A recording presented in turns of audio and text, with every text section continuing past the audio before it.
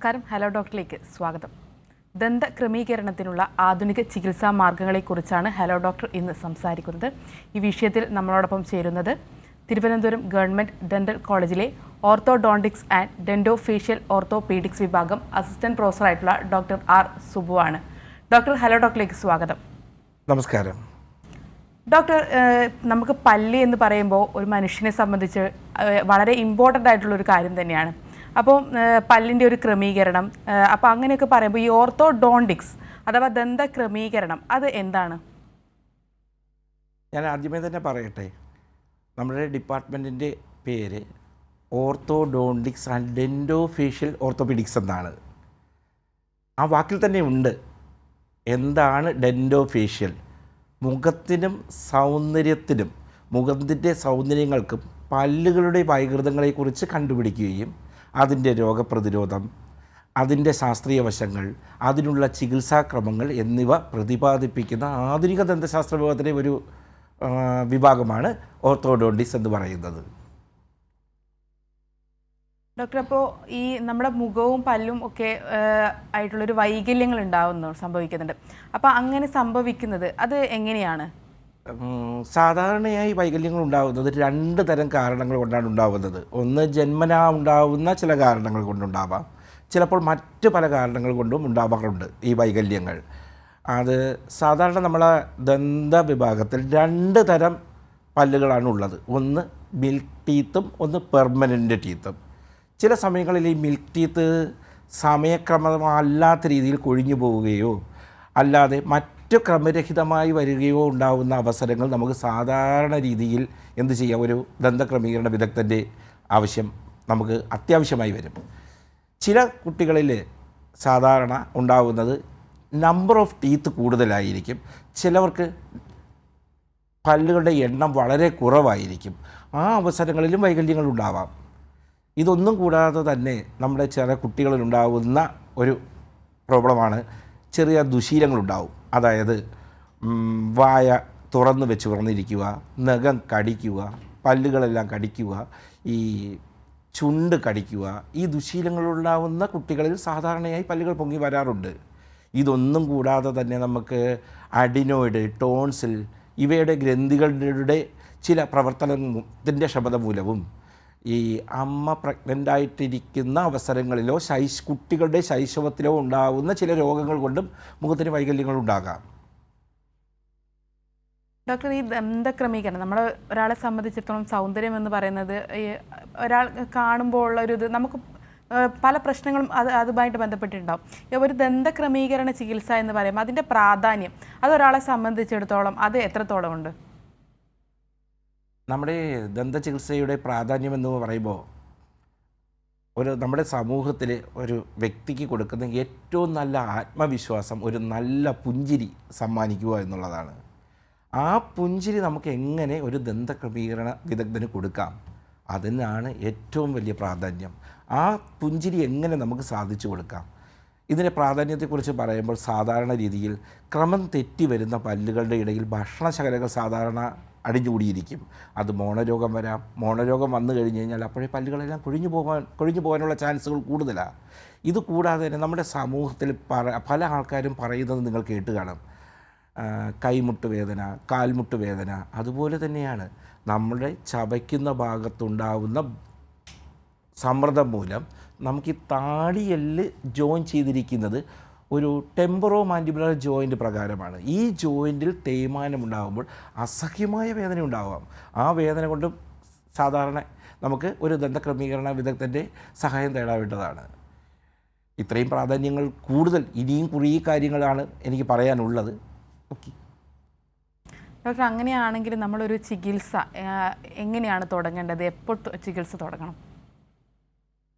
പല രോഗികളും എൻ്റെ അടുത്ത് വരുമ്പോൾ ആദ്യം ചോദിക്കുന്നൊരു ക്വസ്റ്റ്യനാണ്, എൻ്റെ മകൾക്ക് ഒരു മകന് 12 വയസ്സായി ഡോക്ടറെ, പല്ലിൽ കമ്പി കെട്ടണമെന്ന്. അതൊരു മിഥ്യാധാരണ മാത്രമാണ്. കാരണം ഓരോ ദന്തരോഗത്തിനും തുടങ്ങുന്നത് ഓരോ രോഗത്തിനും പ്രത്യേക സമയങ്ങളാണുള്ളത്.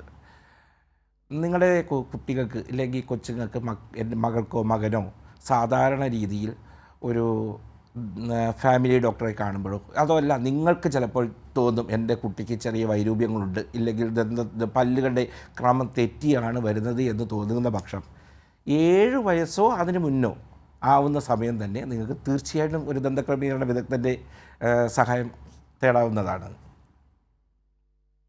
ഡോക്ടർ, അങ്ങനെയാണെങ്കിൽ നമ്മൾ ഈ ഒരു നൂതന മാർഗ്ഗങ്ങൾ, ഈ ഒരു ചികിത്സാ രീതിയുമായി ബന്ധപ്പെട്ട് ഇത് ദന്തക്രമീകരണത്തിനുള്ള ചികിത്സാ മാർഗ്ഗങ്ങൾ എന്തൊക്കെയാണ്? നൂതന മാർഗ്ഗങ്ങൾ എന്ന് പറയുമ്പോൾ നമ്മുടെ ഈ ഓർത്തഡോക്സ് വിഭാഗം വളരെയധികം വിപുലമായിക്കൊണ്ടിരിക്കുന്ന ഒരു വിഭാഗം മാത്രമാണ്. ഞാൻ ആ നൂതന മാർഗ്ഗങ്ങളെക്കുറിച്ച് വളരെ ലഘുവായി ഒന്ന് പറയാം. ആദ്യമായി നമ്മളൊരു ദന്തൽ ക്ലിനിക്കിൽ ചെന്ന് കഴിഞ്ഞ് കഴിഞ്ഞാൽ പല്ലുകളുടെയും മോണകളുടെയും അളവെടുക്കുന്നത് സാധാരണ രീതിയിൽ നമ്മളൊരു അളവ് ആർട്ടിഫിഷ്യലി എടുത്ത് നമ്മളത് ചെയ്യുകയാണ് ചെയ്യുന്നത്. ഇപ്പോൾ അതിൻ്റെയൊന്നും ആവശ്യമില്ല. ഡിജിറ്റൽ സ്കാനിങ് എന്ന് പറയുന്ന സൗകര്യം ലഭ്യമാണ്. ഈ ഡിജിറ്റൽ സ്കാനിങ്ങിലൂടെ വായുടെ അകത്തുള്ള പല്ലുകളുടെയും മോണകളുടെയും സൈസ്, ഷേപ്പ് ഇതെല്ലാം വളരെ കൃത്യമായി ഡിജിറ്റലി നമുക്ക് എടുക്കുവാനും കൂടാതെ അത് ഡിജിറ്റലി സേവ് ചെയ്യാനും പറ്റും. ഈ ഡിജിറ്റലി സേവ് ചെയ്ത സംഭവങ്ങൾ നമുക്ക് 3D പ്രിൻറ്റിംഗ് എന്ന് പറയുന്ന അതിനൂതനമായ സാങ്കേതികവിദ്യയിലൂടെ ഒരു രോഗി നമ്മളുടെ അടുത്ത് വരുമ്പോൾ പല്ലുകളിൽ കമ്പി കെട്ടാൻ വരുമ്പോൾ ദന്തക്രമീകരണത്തിന് വരുമ്പോൾ മുത്തൊട്ടിക്കുന്നവൾ വളരെ പ്രിസൈസായി ഓരോ മില്ലിമീറ്റർ എവിടെ വെക്കണം, ഏത് പൊസിഷനിലായിരിക്കണം വെക്കേണ്ടത് എന്ന് നമുക്ക് 3D പ്രിൻറ്റിംഗ് എന്ന് പറയുന്നതിലൂടെ 3D പ്രിൻറ്റിംഗ് എന്ന് പറയുന്ന ഈ സാങ്കേതികവിദ്യയിലൂടെ നമുക്ക് മനസ്സിലാക്കാവുന്നതാണ്. അടുത്ത ഒരു നൂതന മാർഗം എന്ന് പറയുന്നത് CBCT. നമ്മൾ സാധാരണയായി ഒരു രോഗി വരുമ്പോൾ നമ്മളൊരു എക്സ്റേക്ക് പറഞ്ഞു വിടും. ആ എക്സ്റേ എന്ന് പറയുന്നത് ഒരു 2 ഡയമെൻഷണൽ പിക്ചറാണ്. ഇപ്പോൾ അതിനൂതനമായ സാങ്കേതികവിദ്യ ഉള്ളതുകൊണ്ട് 3D ഇമേജ് കിട്ടുന്ന CBCT സ്കാനിങ് ഉപകരണങ്ങൾ ലഭ്യമാണ്.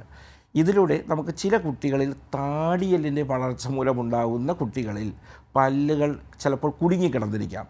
ഈ പല്ലുകൾ ഏത് പൊസിഷനിലാണ് കിടക്കുന്നത്, ആ പല്ലുകളുടെ ക്രൗൺ ഏത് പൊസിഷനിലാണ്, വേരുകൾ ഏത് പൊസിഷനിലാണ് ഇരിക്കുന്നത്, ഇവ വളരെ കൃത്യമായി ലൊക്കേറ്റ് ചെയ്യാനും അതുവഴി ഒരു ദന്തക്രമീകരണ വിദഗ്ധരെ ഇത് പൂർവ്വസ്ഥിതിയിലാക്കി കൊണ്ടുവരാനും CBCTയിലൂടെ പറ്റും.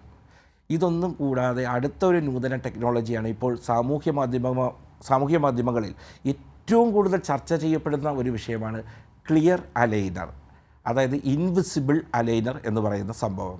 ഞാൻ ആദ്യമേ തന്നെ പറയട്ടെ, മുഖത്തിനുണ്ടാകുന്ന സൗന്ദര്യങ്ങൾ താടിയെല്ലിൻ്റെ പ്രശ്നങ്ങൾ കൊണ്ടുണ്ടാകുന്ന ചില പ്രശ്നങ്ങൾ കൊണ്ട് സൗന്ദര്യത്തിൻ്റെ പ്രശ്നങ്ങളുണ്ടാകാം.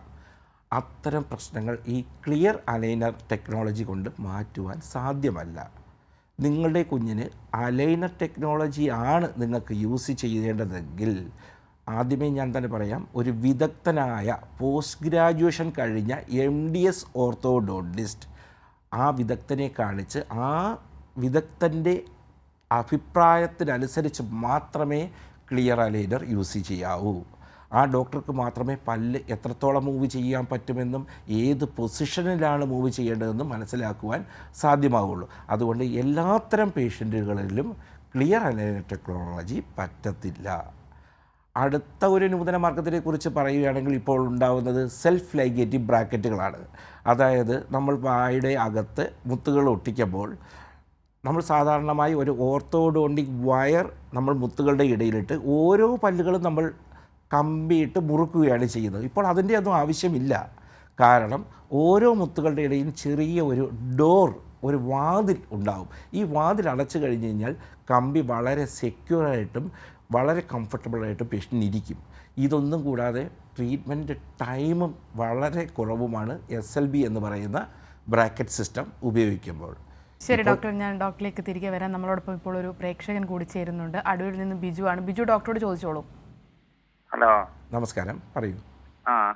സാറേ, ഇവിടുന്ന് നമുക്ക് നേരത്തെ വേഗത്തിൽ വ്യക്തിയ ഒത്തിരി പല്ല് അകത്തോട്ട് വന്നോണ്ടിരിക്കുക വ്യക്തിയ ജന്മനാ പല്ലേ പറയൂ വെളിയിലോട്ട് വന്നൊരു വ്യക്തിയാ. അത് മാറ്റാൻ പറ്റുമോ? എങ്ങനെയാണ് വെളിയിലേക്ക് പല്ലുകൾ വന്നു എന്നാണോ പറയുന്നത്? അതായത് പല്ലുകൾ പൊങ്ങിയിരിക്കുന്നു എന്നാണോ പറയുന്നത്? പല്ലുകൾ പൊങ്ങിയിരിക്കുന്നതിന് ഏറ്റവും നല്ലത് പല്ലിന് താത്തുവാൻ സ്ഥലമുണ്ട് എങ്കിൽ നിങ്ങൾക്ക് കമ്പിയിട്ട് ശരിയാക്കാവുന്നതേ ഉള്ളൂ. അതിന് സാധാരണ രീതിയിൽ കമ്പി കെട്ടുന്നത് പല രീതിയിൽ, ഒന്നുകിൽ റിമൂവബിൾ അപ്ലയൻസ് ഉപയോഗിക്കാം, ഫിക്സഡ് അപ്ലയൻസുകൾ ഉപയോഗിക്കാം. അതല്ല, എന്തുതരം പ്രായമാണെന്ന് കണക്കാക്കിക്കൊണ്ട് ഫങ്ഷണൽ അപ്ലയൻസുകൾ വരെ ഉപയോഗിക്കാനുള്ള സൗകര്യങ്ങൾ ഇവിടെയുണ്ട്. പ്രായം കൂടുതലുണ്ട്, 10 വയസ്സുണ്ട്. പ്രായം ഒരു പ്രശ്നമൊന്നുമല്ല. നിങ്ങളുടെ പല്ലുകൾ ഇരിക്കുന്ന ഭാഗത്തെ മോണ നല്ല ബലമുള്ള മോണയാണെങ്കിൽ തീർച്ചയായും നിങ്ങൾക്ക് കമ്പിയിട്ട് താത്താവുന്നതാണ്. കമ്പിയല്ല, പല്ല് കൂടുതൽ അടുത്തടുത്ത് വന്നേക്കുവാ, അതുകൊണ്ടാ. പല്ല് അടുത്തടുത്ത് വന്നേക്കുന്ന ക്രമം തെറ്റിയാണോ വന്നിരിക്കുന്നത്? ആന്ന്. ക്രമം തെറ്റിയിരിക്കുന്ന പല്ലുകൾ നമുക്ക് ചികിത്സിക്കാനുള്ള നൂതന സാങ്കേതിക വിദ്യകൾ വളരെയധികമുണ്ട്. അതിനാണ് മുകളിലത്തെ പല്ലുകളാണ് നിര തെറ്റിയിരിക്കുന്നതെങ്കിൽ, ക്രമം തെറ്റിയിരിക്കുന്നതെങ്കിൽ അതിനെ നമുക്ക് മോണ വികസിപ്പിച്ച് ചെയ്യാനുള്ള ആധുനിക സംവിധാനങ്ങൾ ലഭ്യമാണ്. ഡോക്ടർ തിരികെ എത്തുമ്പോൾ നമ്മളോടൊപ്പം ഒരു പ്രേക്ഷകൻ കൂടി ചേരുന്നുണ്ട്. അബ്ദുൽ സലാം കരുനാഗപ്പള്ളിയാണ്. അബ്ദുൽ സലാം ഡോക്ടറോട് ചോദിച്ചോളൂ. ഹലോ, നമസ്കാരം സർ. നമസ്കാരം, പറയൂ. ഞാനൊരു 65 years ഓൾഡുള്ള ഒരാളാണ്. എനിക്ക് എന്റെ പല്ലുകൾ കുറെ പോയിട്ടുണ്ട്, അതൊക്കെ ബ്രിഡ്ജ് ചെയ്തിട്ടുണ്ട്. അവസാനം ഒരെണ്ണം ഒരു റൂട്ട് കനാൽ ചെയ്തു. അതോടൊപ്പം തന്നെ ഒരു നാച്ചുറൽ ആയിട്ടുള്ള ഒരു പല്ലും കൂടെ ചേർത്ത് ഒരു 3 പല്ല് എക്സ്റ്റെൻഡ് ചെയ്ത് വെച്ചായിരുന്നു. അപ്പൊ അതാ റൂട്ട് കനാൽ ചെയ്തപ്പോ അങ്ങ് ഒടിഞ്ഞു. നാച്ചുറൽ ആയിട്ടുള്ള പല്ലും അത് സ്ലിം ചെയ്തപ്പോ അത് ബലക്ഷയം പറ്റി കാണും, അതും ഒടിഞ്ഞിട്ടുണ്ട്. ഇനി അതിനുള്ള മാർഗം ഇംപ്ലാന്റ് ചെയ്യലേ ഇനി നടക്കത്തുള്ളൂ. 2-3 പല്ല് ചിലപ്പോൾ ഇംപ്ലാന്റ് ചെയ്യേണ്ടി വരും. ഇത് ഇടയ്ക്ക് 1-2 പല്ല് പോയത് ബ്രിഡ്ജ് ചെയ്യേണ്ടി വരും. ഇംപ്ലാന്റ് സംവിധാനം നമ്മുടെ സർക്കാർ സംവിധാനത്തിലുണ്ടോ? തീർച്ചയായും. സർക്കാർ ദന്തൽ കോളേജിലായ തിരുവനന്തപുരം ഗവൺമെന്റ് ദന്തൽ കോളേജിൽ ഇംപ്ലാന്റിന്റെ സൗകര്യങ്ങൾ നിലവിലുണ്ട്.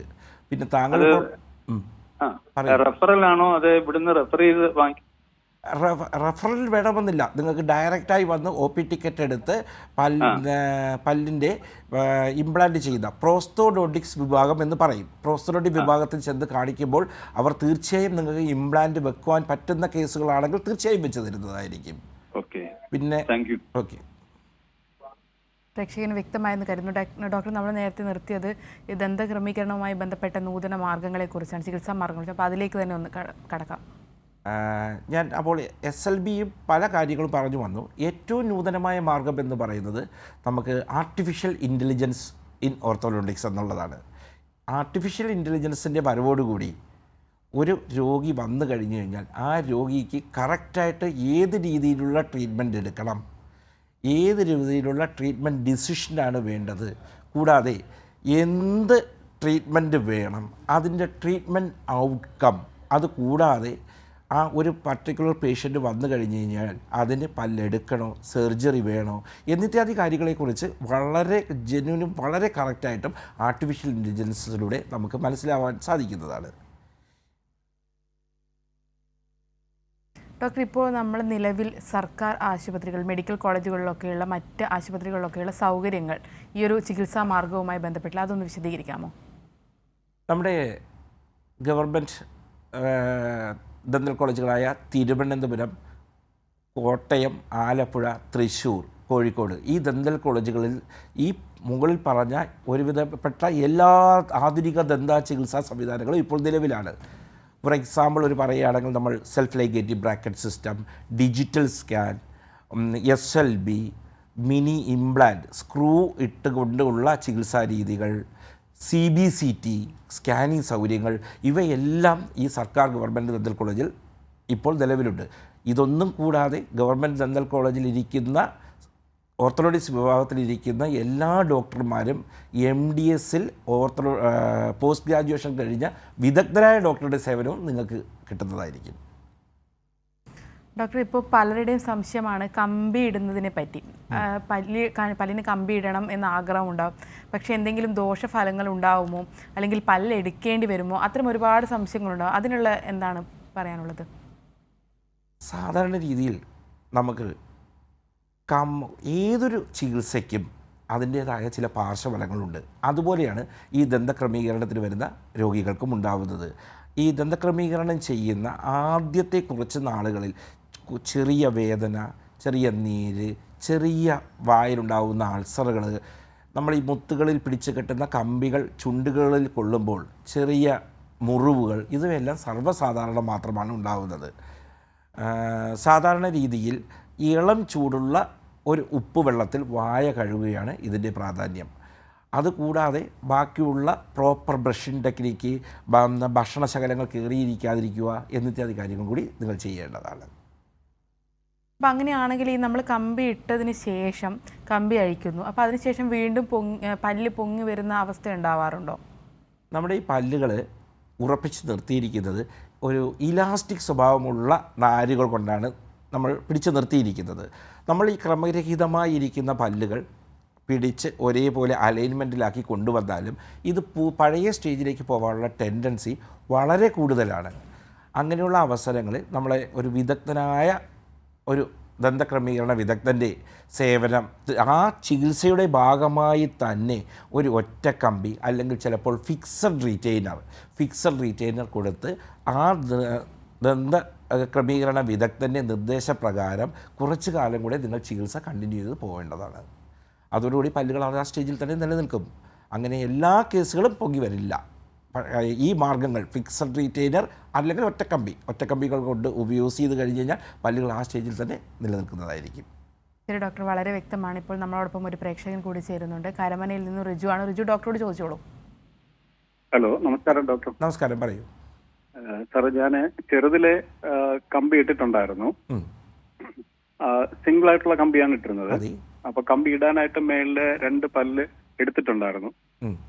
അപ്പൊ ആ പല്ല് ആ ഗ്യാപ്പ് ഫില്ലായിരുന്നു. പക്ഷെ പൂർണ്ണമായിട്ടും പല്ല് താഴ്ന്നിട്ടില്ല. ഇപ്പോഴും കുറച്ച് പൊങ്ങിയ ഒരു അവസ്ഥയിലാണ്. എന്തെങ്കിലും എനിക്കിപ്പോ 49 ആയി ഏജ്. ആദ്യമായി പ്രായം ഉള്ളതുകൊണ്ട് കറക്റ്റായിട്ട് ഒരു എക്സ്റേ എടുത്ത് നമുക്ക് കറക്റ്റായിട്ട് ഡയഗ്നോസ് ചെയ്യണം.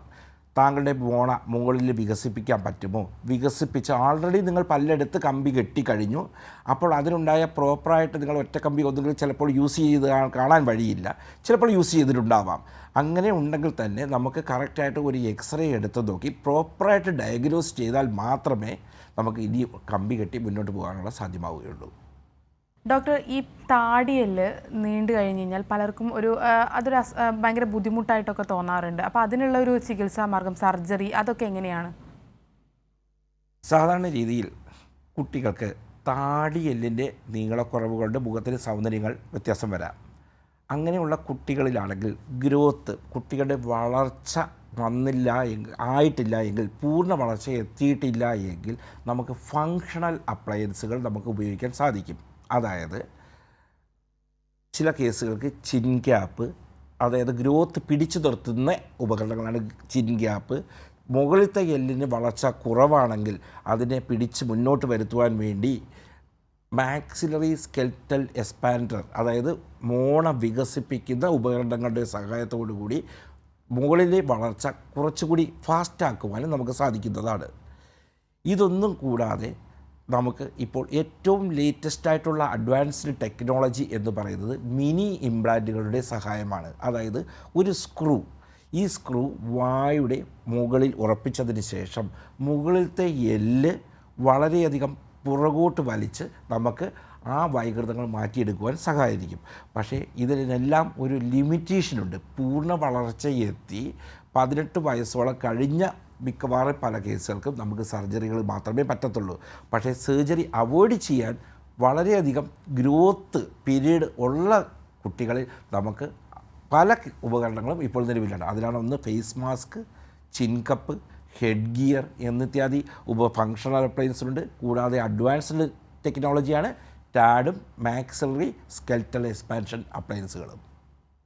ശരി ഡോക്ടർ, വ്യക്തമാണ്. നമ്മളോടൊപ്പം ഇപ്പോൾ ഒരു പ്രേക്ഷകൻ കൂടി ചേരുന്നുണ്ട്. വയനാട്ടിൽ നിന്നും ചന്ദ്രശേഖരനാണ്. ചന്ദ്രശേഖരൻ, ഡോക്ടറോട് ചോദിച്ചോളൂ. സാറേ, ഞാൻ എൻ്റെ പല്ല് റൂട്ട് കനാൽ ചെയ്തിരുന്നു. ഒരു 5-6 പല്ല് റൂട്ട് കനാൽ ചെയ്തിരുന്നു സാറേ. ആ റൂട്ട് കനാൽ ചെയ്തിരുന്നു.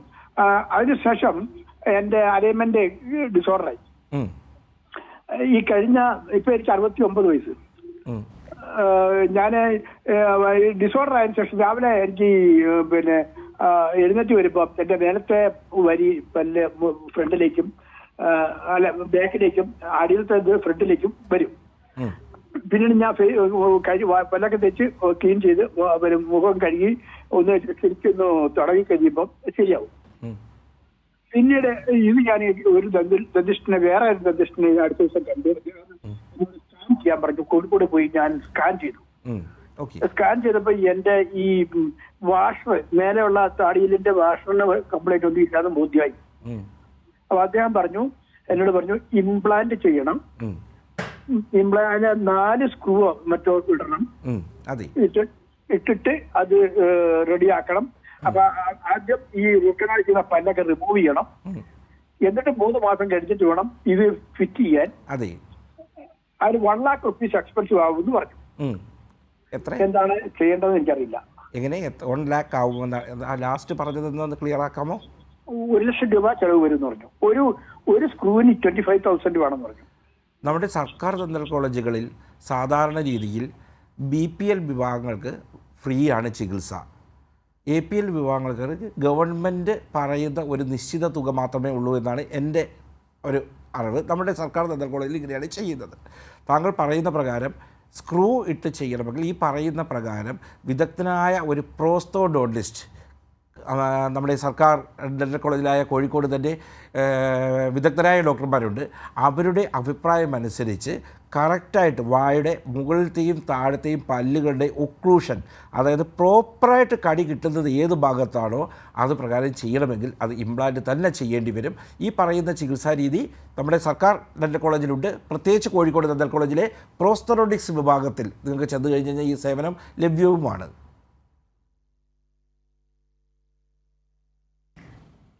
ഡോക്ടർ, ഈ ഒരു ആധുനിക ചികിത്സാ രീതികളെല്ലാം കഴിഞ്ഞതിന് ശേഷം, നമ്മൾ ചികിത്സാ മാർഗം കഴിഞ്ഞതിന് ശേഷം പ്രധാനമായും ശ്രദ്ധിക്കേണ്ട കുറേ കാര്യങ്ങളുണ്ടാകും ഈ രോഗികൾ ശ്രദ്ധിക്കേണ്ട. അതെന്തൊക്കെയാണ്? ആധുനിക ചികിത്സാ രീതികൾ കഴിഞ്ഞതിന് ശേഷം നിങ്ങൾ ചെയ്യേണ്ടത് ഏറ്റവും കൂടുതൽ ദന്തരോഗ ഓർത്തോഡോണ്ടിസ്റ്റ് പറയുന്ന ഇൻസ്ട്രക്ഷൻസ് കറക്റ്റായിട്ട് ഫോളോ ചെയ്യുക.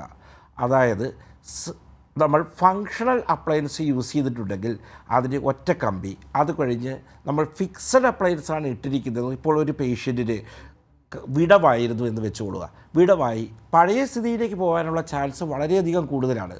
ഇങ്ങനെ വരുമ്പോൾ നമ്മൾ റീറ്റെയിനർ മീൻസ് ഒരു ഒറ്റ കമ്പി ഒന്നുകിൽ ഫിക്സഡ് ആയിട്ടുള്ളതോ അല്ലെങ്കിൽ റിമൂവ്ഡ് ആയിട്ടുള്ളതോ കറക്റ്റായിട്ട് യൂസ് ചെയ്യുക. ഒന്ന്. രണ്ടാമത്, കറക്റ്റ് 6 മാസം കൂടുമ്പോൾ ഒരു ദന്തക്രമീകരണ വിദഗ്ധനെയോ ഒരു ഡെൻറ്റിസ്റ്റിനെയോ കണ്ട് നിങ്ങളുടെ വായിലൂടെ പ്രോപ്പർ ക്ലീനിങ് ചെയ്യുക. 3, എല്ലാ പല്ലുകളുടെയും മോണരോഗം കറക്റ്റായിട്ട് ചികിത്സിക്കാൻ വേണ്ടി പ്രോപ്പറായിട്ട് ഒരു ബ്രഷിംഗ് ടെക്നിക്ക് നിങ്ങൾ അവലംബിക്കേണ്ടതാണ്. ശരി ഡോക്ടർ, വളരെ വ്യക്തമാണ്. ദന്തക്രമീകരണത്തിനുള്ള ആധുനിക ചികിത്സാ മാർഗങ്ങളെ കുറിച്ചാണ് ഹലോ ഡോക്ടർ ഇന്ന് സംസാരിച്ചത്. ഈ വിഷയത്തിൽ ഇത്രയും സമയം നമ്മളോടൊപ്പം ഉണ്ടായിരുന്നത് തിരുവനന്തപുരം ഗവൺമെൻറ് ഡെന്റൽ കോളേജിലെ ഓർത്തോഡോണ്ടിക്സ് ആൻഡ് ഡെൻറ്റോഫേഷ്യൽ ഓർത്തോപീഡിക്സ് വിഭാഗം അസിസ്റ്റന്റ് പ്രൊഫസറായിട്ടുള്ള ഡോക്ടർ ആർ സുബു ആണ്. ഡോക്ടർ, നന്ദി. Thank you. ഹലോ ഡോക്ടറിൻ്റെ ഇന്നത്തെ സമയം ഇവിടെ അവസാനിക്കുന്നു. നന്ദി.